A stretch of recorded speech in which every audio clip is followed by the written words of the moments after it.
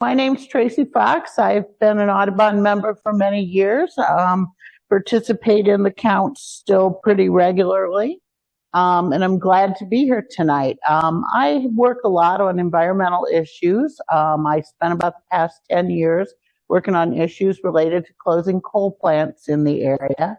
And from that, I became a strong advocate for what I consider to be good alternatives to burning coal, things like wind and solar, and especially things like energy conservation, because the cleanest energy is the energy you don't use at all. But one thing that kind of popped up in the last couple of years was the issue of carbon capture and sequestration. And I began to educate myself about this, study some of the proposals in front of me, and became very, very concerned. I do most of this work through Illinois People's Action, which is sort of a downstate, on-the-ground organizing effort out of Bloomington Normal, as well as Central Illinois Healthy Community Alliance, which is the group that's worked on coal and clean energy issues. And both those groups are part of the broader coalition to stop CO2 pipelines and sequestration, which is sort of the clearinghouse for everything going on with pipelines here in the country. So what are we going to talk about tonight? We're going to talk about carbon capture. Sure, we're going to talk about carbon transport, and we're ultimately going to talk about carbon storage. We're going to talk about what's happened so far and what we think is going to happen in the future. And now we are rolling ahead. So I will get my paper and tell you that we're also going to talk about what's true, what's false, and what's important. And then we'll talk about the sorts of action steps that we'll be asking people to take once these projects get rolling. All right, so next slide. There we go. Okay, carbon capture and sequestration is often called CCS. Some people refer to it as carbon capture and storage. It involves a bunch of individual parts. A carbon dioxide emitter, like a coal plant, a cement plant, an ethanol plant, instead of emitting its CO2 into the air, they capture it. And there's a variety of ways that they can do it. They're industry specific. Most of them require heat and chemical inputs in order to actually capture the CO2 and then compress it so that it goes from a gaseous to a liquid form so that it can be transported somewhere. Now, the transport is typically in the projects that are being proposed, and that raised my antenna initially, sequestration in the deep shale layers that are unique to Illinois. But some other projects, such as gathering it and using it for green methanol, gathering it and using it for airline fuels, are also starting to float around. So it may be that carbon capture and the S is going to become broader, and there's going to be more sorts of things proposed. But for now, I'm focused on the ethanol plants because that is what's happening now. In terms of an ethanol plant, most of the CO2 comes off of the actual grain fermentation. And it has an advantage that it's really super clean CO2. It's the same stuff that's used to aerate beer and soda. It's the same stuff that's used in a bunch of food processing and cosmetic uses. And so industry has zoomed in on that. The big players who know how to build pipelines, and these are the people in the natural gas industry and the oil industry, who are starting to think, what are we going to do when the day has come for fossil fuels and no one wants us to build pipelines anymore? They're looking for new markets. So they're going around and they're saying, hey, we've got this idea. We can capture the CO2. We can pipe it to areas with suitable geology and sequester all of it underground. And they got the ear in Washington, D.C. of folks in the Biden administration. They got the ear of Joe Manchin, who is a Democratic senator on the Energy Committee from the state of West Virginia with extensive ties to the coal industry. And what amounted to a great bill, the Inflation Reduction Act, that had all sorts of things to roll out solar, roll out wind, roll out conservation, make sure it went into poor communities as well as rich communities, got polluted with this $85 a ton tax credit, where ethanol producers can be paid $85 a ton for sequestered CO2. And that was enough to get these companies rolling. So you've got Wolf coming down from Canada. You've got Navigator pulling people from oil projects throughout the Dakotas and putting together these consortiums that then go around to small ethanol plants and shop them a turnkey solution to collect ethanol, pipe it across the countryside, and jam it underneath the Mahomet Aquifer in Illinois. You know, it sounds good on the surface, but there are very real human health and safety costs that I think make it unthinkable. CO2 is fundamentally different than oil and gas. Oil and gas, when they leak, it is a small amount of leak. It does not destroy the pipeline. It's typically a weld failure, a pinhole leak, a small gas release, like the one at the compression station in front of Lauterbach Park that's been leaking for years. They are not typically catastrophic events. CO2 is a very different animal. In order to liquefy CO2, you have to put it under much more extreme pressure. And that pressure means that the pipes are weakened. They're weakened in two ways. One, just the amount of pressure that they run at. And two, the fact that you have to keep the pressure high.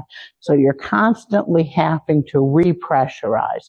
The compression statements that repump it are very close together. And all of that leads to a weakening of the pipeline and makes them susceptible to what are called ductile fractures. And they're running ductile fractures, and they're very scary because what it means is that when that pipeline is breached, instead of it just being a hole and of some stuff coming out, the pipeline unzips. Imagine taking an X-Acto knife along a rubber hose and just splitting the whole thing open. And so you get these massive rolling clouds of CO2.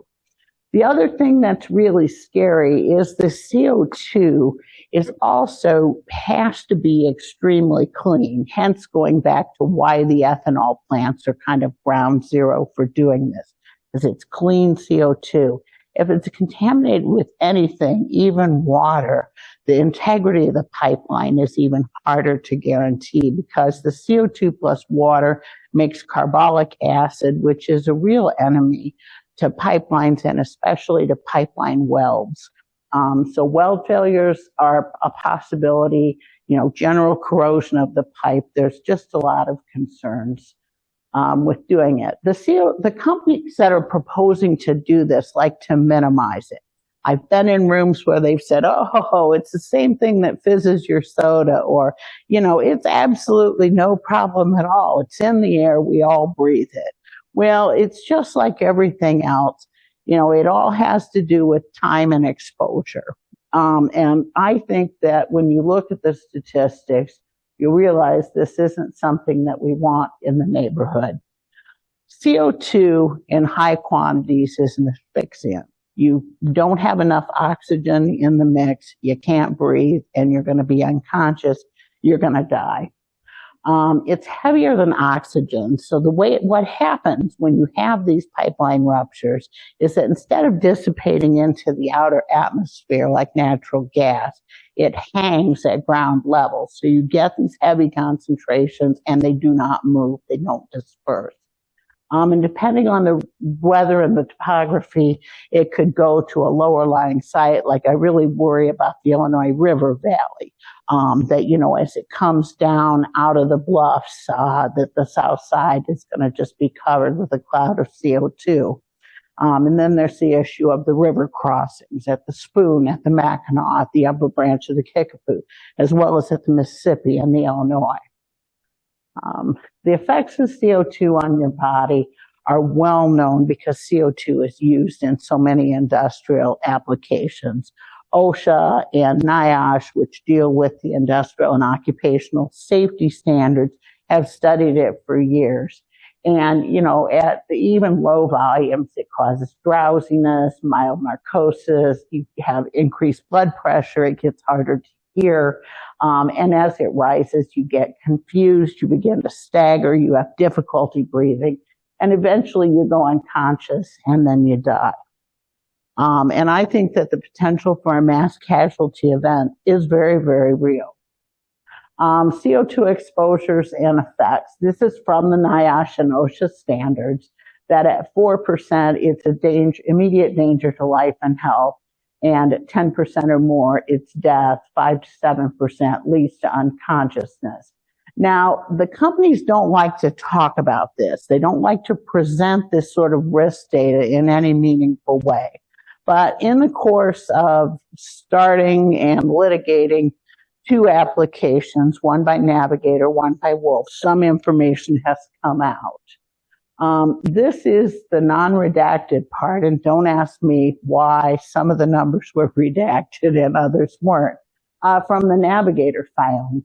And they were proposing a 20-inch pipeline, and they basically said people would be in that zone where they could be subject to death in the event of a pipeline rupture, up to 1,000 feet away from the pipeline. And they want to run this through neighborhoods. They want to run it across the property of schools. They want to run it across the property of churches. So it's pretty revealing. And you even look at the 40,000 parts per million where you're just staggering around it. It's a threat to life and health after 15 minutes. It's some pretty close. You're getting very close. You're right where people live. In another project that's going on right now over in McLean and Ford counties, they admitted that there were 7 houses that basically they would have to supply oxygen and other emergency gear to, because they were right in the zone where if anything happened with the pipeline, they would be in, grave mortal danger. And I don't know how people are able to propose projects like this and feel good about it. So I want to show you a quick video that kind of will give you an idea.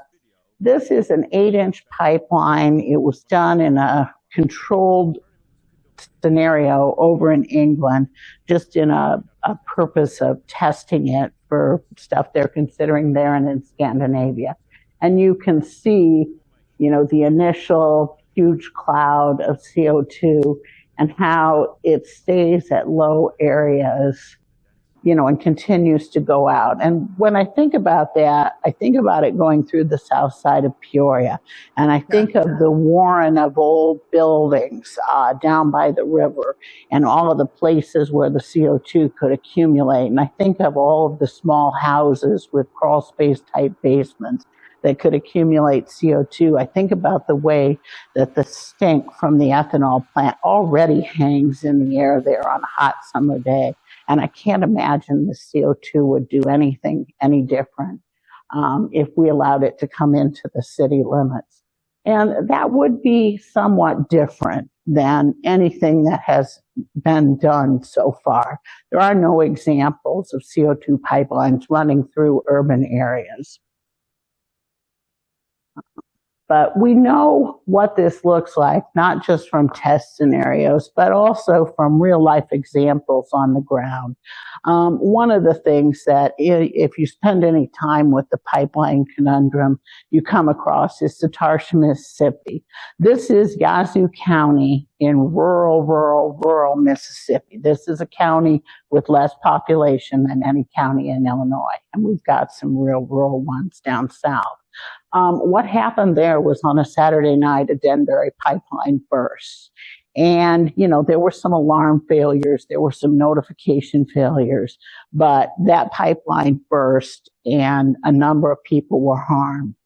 And the federal government didn't really do a whole lot about it. The company assured them they were taking care of it. But a guy named Dan Ziegler had relation down there, and he worked for Huffington Post, which is not like the beacon of journalism, but this guy, that's where he worked, and he kept at it. And he really cracked this open and brought all the details together and told the story of the gassing of Satartia and started to get some national attention. And he really changed what's happening in a very real way. The Satartia pipeline rupture, it was a 24-inch pipeline, a little bit bigger than anything that we have here. Most of what's been proposed here are 20-inch pipelines, at least for now. That pipeline burst on a Saturday night. There was a big hailstorm of frozen CO2 coming out, and eventually a cloud that gathered and went as far away, a mile away to the city of Satartia. And the EMS folks from that city came and visited us and gave a public program last fall. And Dan, the chief EMS guy, he said, you know, it was only the fact that it was on a Saturday night that probably saved lives. He said, nobody stays in Satartia on Saturday night. We all drive into Jackson to go to the movies, go to a bar, go out to eat, because there's nothing to do here. But nonetheless, you know, they had to evacuate around 200 people. 45 went to the hospital, including a guy named DeBray Burns, who actually was the closest to the accident where it happened. And Dan and another guy drove up, and they thought that maybe their car hadn't been serviced correctly, their emergency vehicle. Someone had failed to do PM because it started running really, really rough. And they weren't able to keep it going. And they got out and started walking on foot and learned on the radio that internal combustion engines don't work when the CO2 gets too high. Now, luckily, they were fire EMS, and so they carried scuba gear, and they put on their breathing apparatus at that point. And they got to this car, which by the grace of God, these guys kept their windows rolled up. There were 3 people in it, all unconscious. They carried them to safety and managed to revive them at the hospital. But 2 of them were technically dead for several minutes and brought back to life with the paddles. So in the whole story and the way it rolled out, I mean, there's just, you know, there were 100 tragedies that happened. You know, everyone who was impacted by it has had lingering effects, whether it's just post-traumatic stress of, you know, waking up and feeling like you can't breathe in your sleep just because this has happened to you, to people who failed to have their blood gases tested. And so doctors didn't know that they should be on supplemental oxygen for as long as 6 months. And, you know, they were just suffering headaches and dizziness and unable to snap back. So it was really unfortunate. And, you know, you would think that that would mean that, hey, we would snap into action and things would change.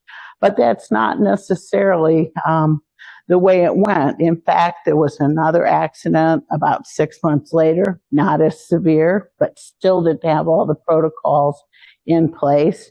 And there were more accidents just 5 days ago. Now, this is in a super rural area where a lot of the CO2 is being transported to try to flush more oil out of oil wells. It is not going through neighborhoods and cities.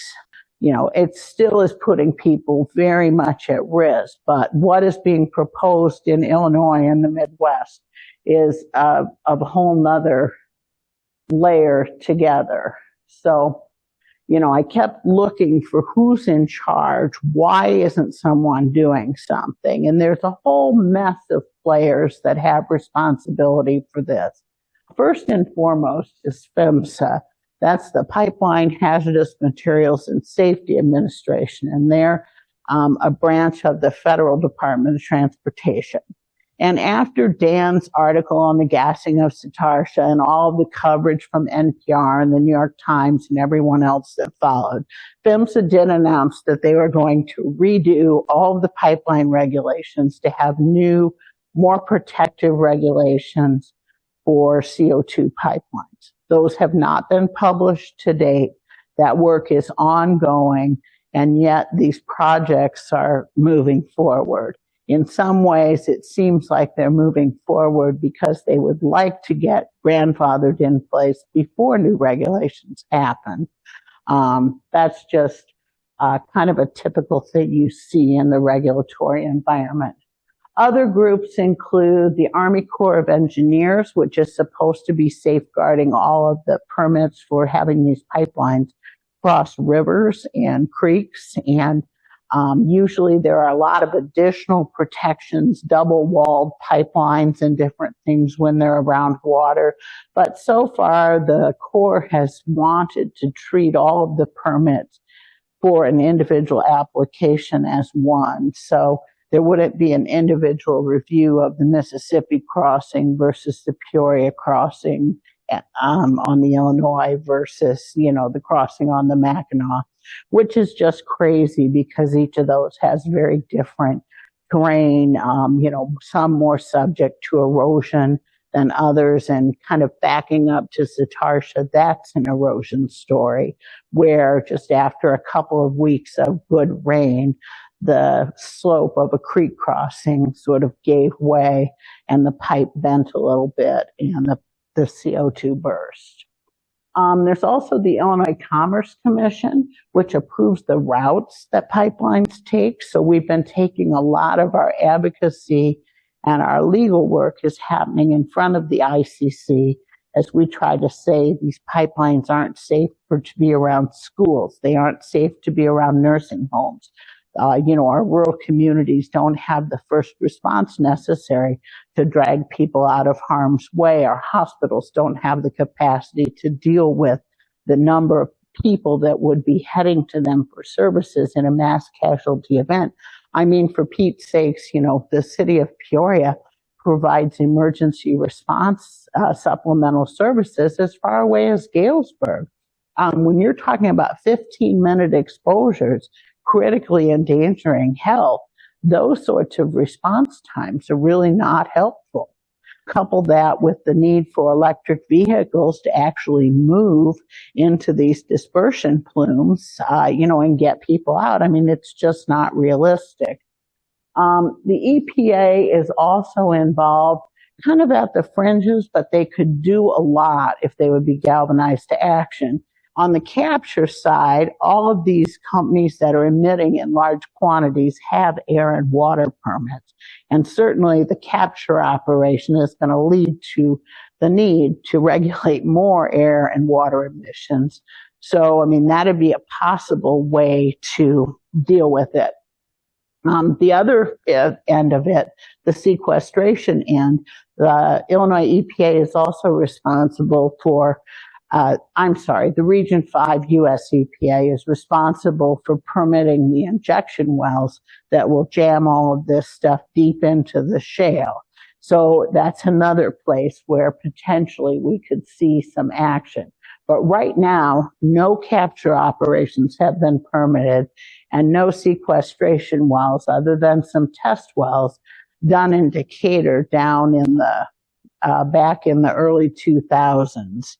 Have been permitted. So we don't have anything that's happened yet. We've got a bunch of things in review, but they're not even to the stage where the permits have been written and there's anything for advocates to look at.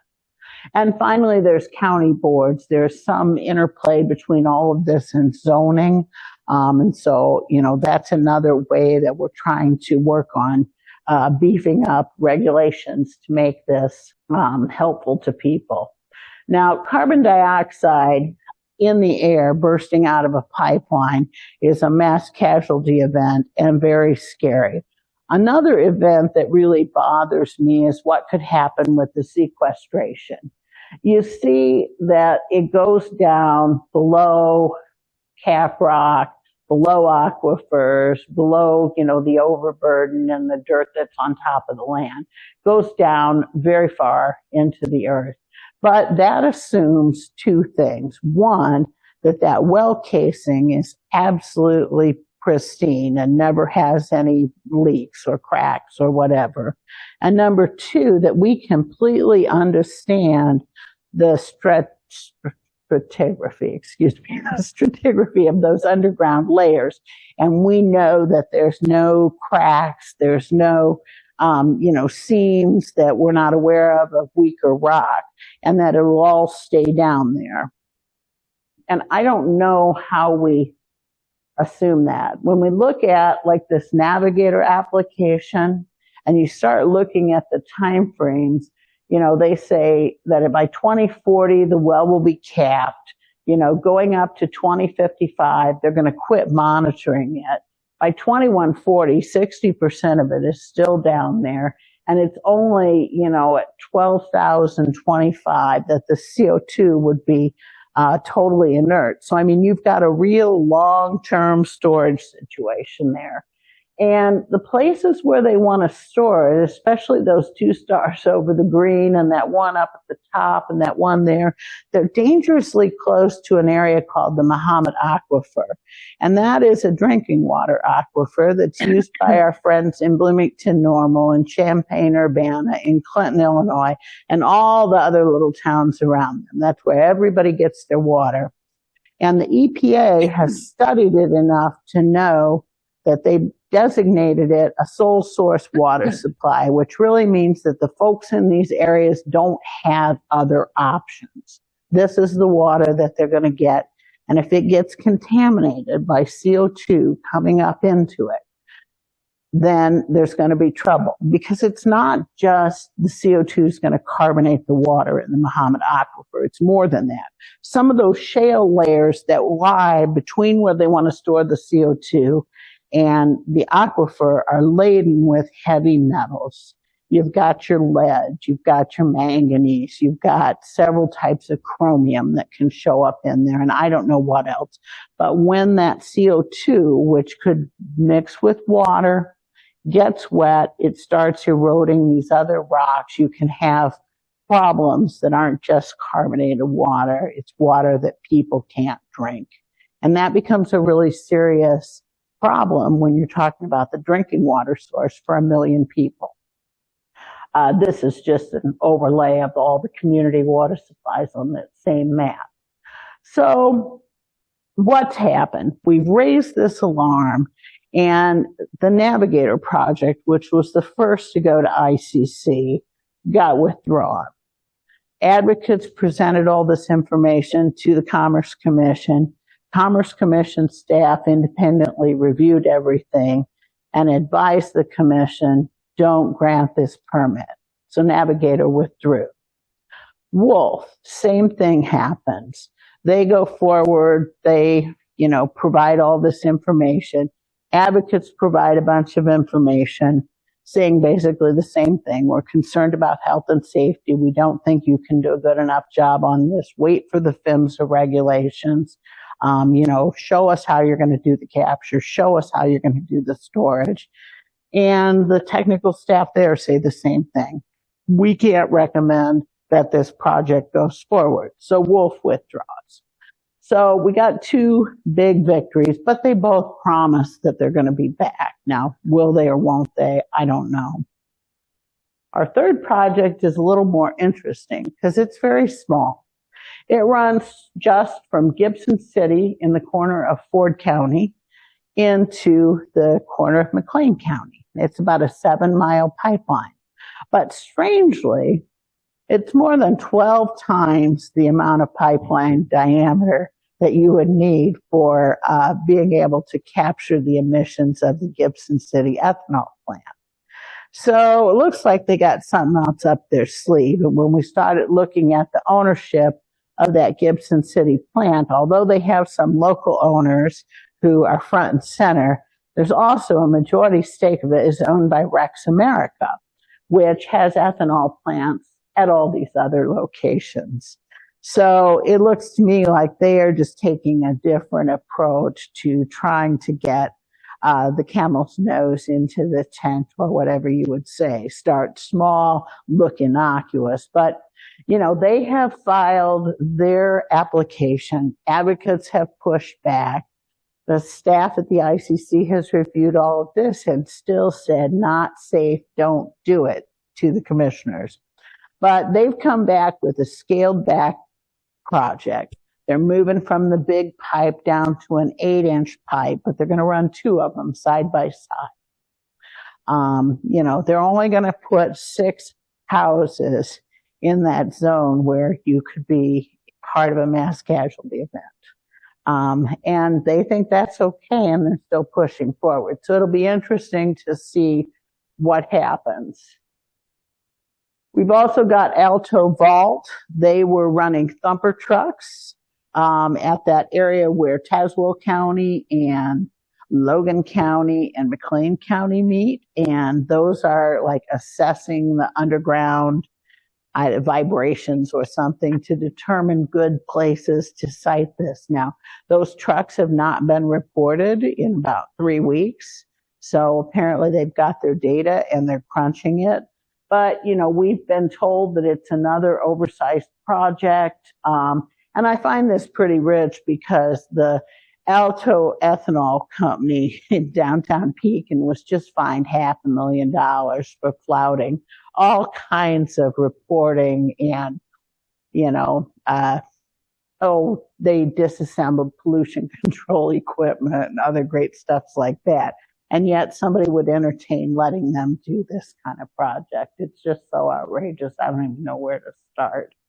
And then, you know, when you look at the bigger picture and people saying, like, how much of this would it take to really solve CO2 emissions? You know, they're talking 50,000+ miles of pipelines going across the U.S., all of that. And then as another layer on top of that, you don't even need a source. There's also the direct air capture projects. And I understand that Warner, the company in McLean and Ford, is going to be bidding for one of those as well.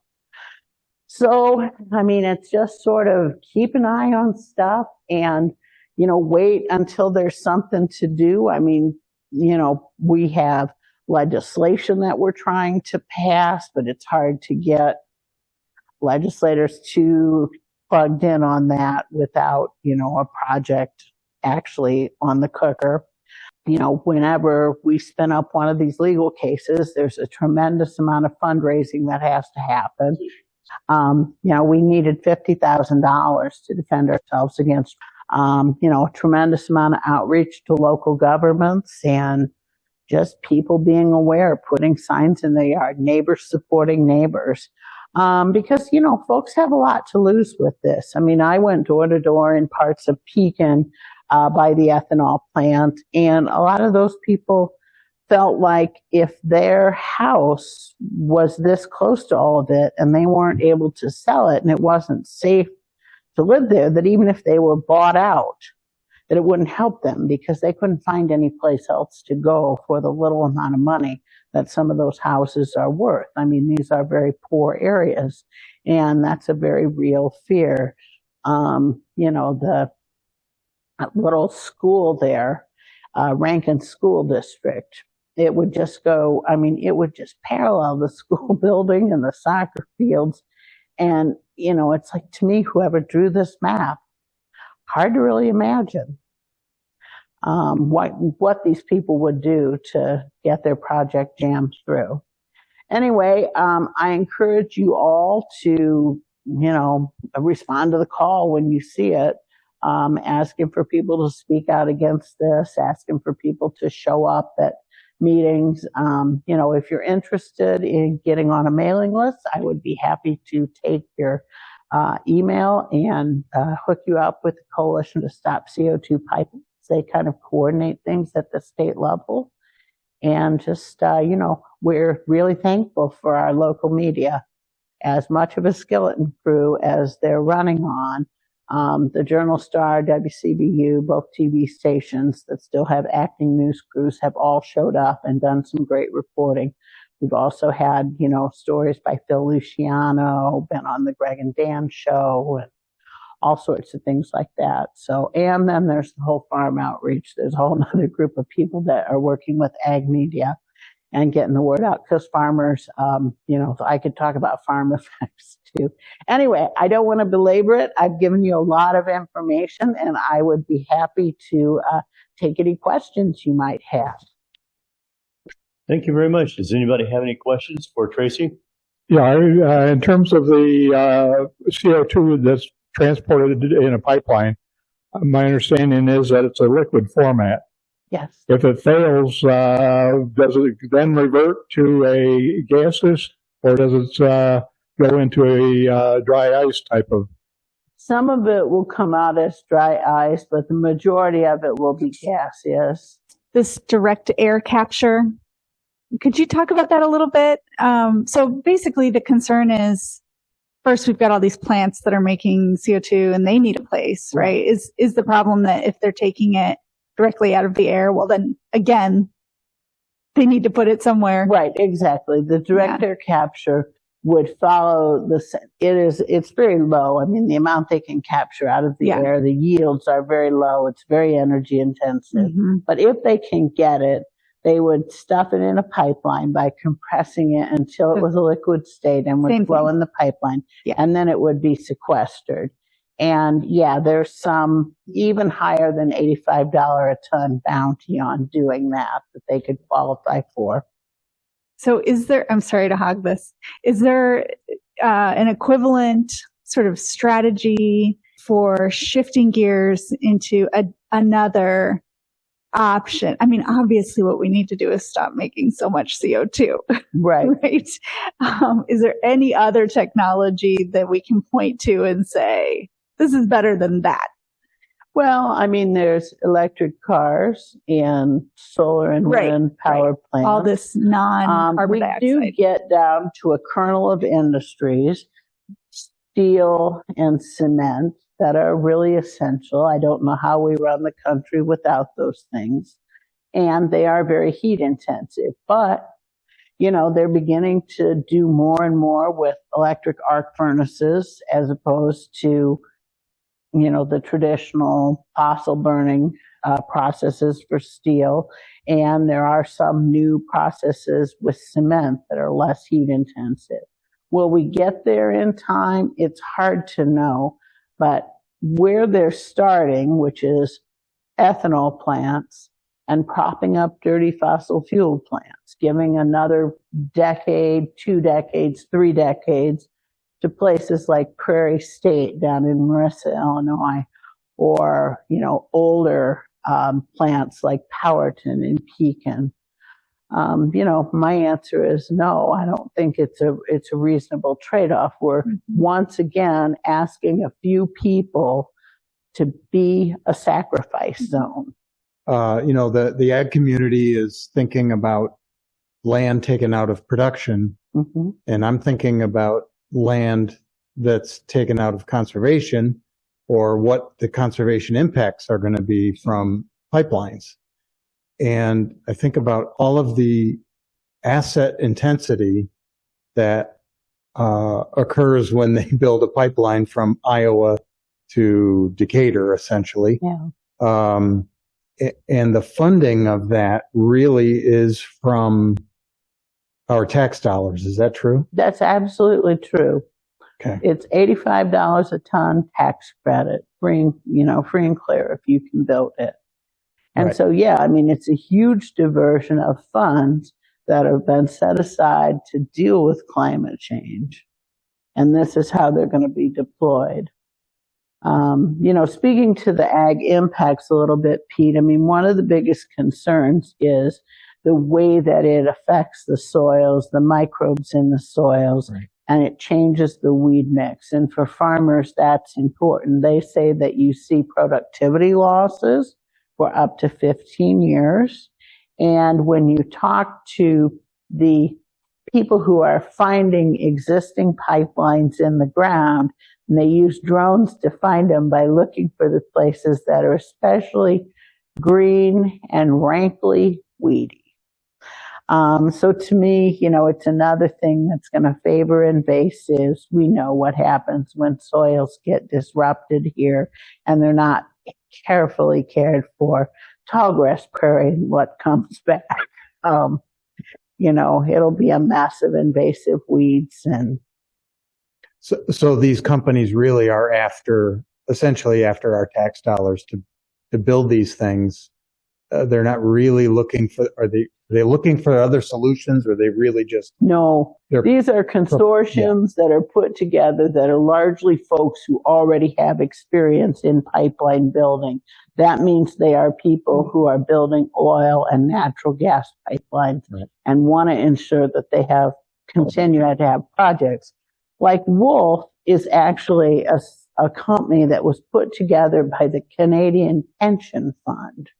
And they got their start doing this kind of pipeline work just to transport CO2 for the purposes of flushing oil wells up in the tar sands, which look like a moonscape over the border into Canada. And they picked some project managers out of that and came up with this wolf carbon solution.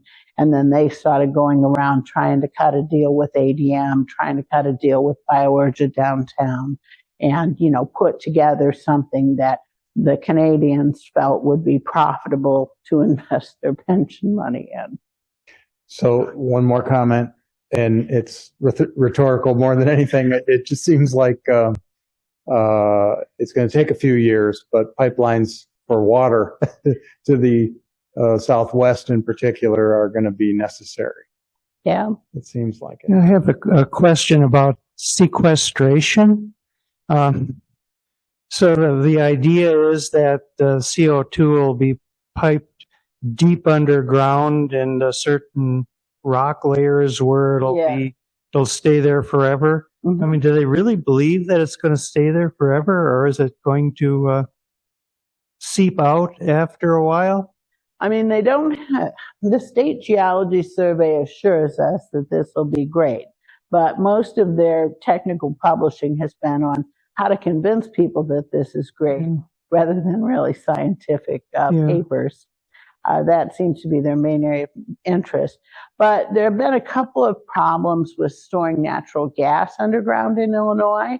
There's a big problem with the illicit gas field somewhere up near Chicago, where they thought they had it all secured, and they've destroyed a local water supply and continue to have natural gas leaking out. And they have a similar problem down by Champaign, Urbana. Has there ever been interest in doing chemistry on the captured CO2, say to convert it into carbonate rocks or something that truly would be inert? There are all kinds of projects that are being proposed, and, you know, some of them could very well have legs and not have a lot of, you know, disadvantages. But I just feel like personally, I'm not interested in that aspect of things. I mean, I don't really feel like I want to do business planning for the ethanol industry. You know, but I wish folks well who are pursuing that, because, yeah, I mean, there are real problems we need to solve. We need to figure out airline fuel. You know, we need to figure out 1,000 things. So, yeah, I mean, there could well be important applications. I just don't, you know, it's just one of those things. Gotcha. Are you familiar with lawmakers or representatives who are supporting this? And how are they justifying putting these, whether the 7-mile or the 8-inch pipes within communities? Is it solely in pursuit of like funding from these companies, or? Yeah, it's an interesting political conundrum. I find myself working with people that I have never worked with before and am unlikely to work with again. You know, this issue and the opposition to pipelines resonates hard with rural Republican lawmakers. Several of them are sponsoring the moratorium bill. It also resonates with a lot of your deep green lawmakers. They are very concerned about the pipelines, but we have a core in Springfield of moderate Democrats with heavy ties to labor, organized labor, who is interested in the jobs and continue to support this. You know, that would include, in my characterization, our own Dave Kaler from Peoria. I feel like Jahan has been against it, but not very, Jahan Gordon Booth, our representative from the area, has been against it, but not very vocal. But she has so many budget responsibilities. I don't want to read a lot into that. Thank you. I have one question that I've not heard an answer to, but maybe it was just a poor publication. And this is, what is the efficiency of the ability to capture the carbon from the fermentation process itself? One of the articles I'd read said it was only about 40%. Have you heard anything about the efficiency of the carbon capture portion of this process? It depends widely on what sort of process that they pick. The more water intensive ones get up to 40%, but the ones that are going to happen in areas with less water won't get nearly that high. The low water captures, for some reason, aren't nearly as efficient. I would assume there's just more CO2 they can't clean. Okay, thank you. Any other questions? So do you know about how much carbon capture these companies could do at the rate of $85 per, is it ton? Yeah, I do not. That, I think, probably someone has worked that out somewhere, but I am not, by and large, a person that remembers a lot of numbers, so my apologies. Is ACLU involved in helping with this effort? I talked to them early on, and yeah, they had a lot of ideas of things I could do. A lot of groups have that response. It's probably once we have a real proposal in front of us, a group to revisit. Oh, I apologize. I came in late today. I was just wondering, could you clarify your official professional title and what you beside more broadly than this, what your focus is? Me? Mm-hmm. I'm a volunteer. I got involved with this because I'm a Peoria Audubon member. I'm also a member of Illinois People's Action and Central Illinois Healthy Community Alliance, and we're part of the larger coalition to stop CO2 pipelines. I have been an activist for about 25 years in the Peoria community. I also founded Citizens Against Predatory Pipelines. We're the group that funded $50,000 worth of legal intervention in front of the ICC, and stand prepared to do it all over again. With the resistance to pipelines, what happens if they don't go through? Well, it is difficult to predict. The ethanol industry is saying they're going to go under, they're going to tank, they won't have any markets for their grain because of clean fuel standards and the like. We are with a group from Nebraska called the Bold Alliance, which does a lot of work with what's called regenerative agriculture.